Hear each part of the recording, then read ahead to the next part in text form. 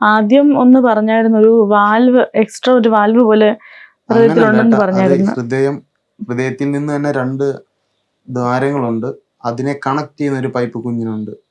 അതെല്ലാ കുഞ്ഞിന്റെ അത് മാഞ്ഞു പോകണ്ടേ, അത് ജനിക്കുന്നതിന് മുന്നേ അത് മാറണ്ടേയാണ്. കുഞ്ഞിനതിപ്പോഴും മാറിയിട്ടും ഇല്ല. കുഞ്ഞങ്ങനെ ഒട്ടും ഓക്കെ അല്ലായിരുന്നു. പിന്നെ ലൈഫ് ലൈനിൽ കൊണ്ടുപോയതിന് ശേഷം ഇപ്പം എക്കോ ഒക്കെ എടുത്ത് ഇപ്പം മെഡിസിൻ സ്റ്റാർട്ട് ചെയ്തിട്ടുണ്ട്.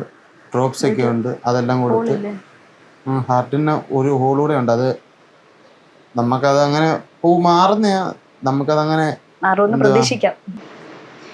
കുറച്ചുപേരൊക്കെ ഇങ്ങനെ അവർക്ക് കമന്റ് ഇട്ടിട്ടുണ്ട്, എന്റെ കുഞ്ഞിനും ഉണ്ടായിരുന്നു, അത് മാറി എന്നൊക്കെ. 2-3 മാസമായപ്പോഴേക്കും മാറി അവരെല്ലാം പറയുന്നത്. അങ്ങനെ ഒരു ചിന്തിച്ചിട്ടേ ഇല്ല കുഞ്ഞിനൊരു പ്രോബ്ലം കാണുമെന്നോ. കാരണം ഇത് എൻ്റെ അടുത്ത് ഡോക്ടർ പറഞ്ഞപ്പോൾ തന്നെ എനിക്ക് ടെൻഷനും വിറയ്ക്കും.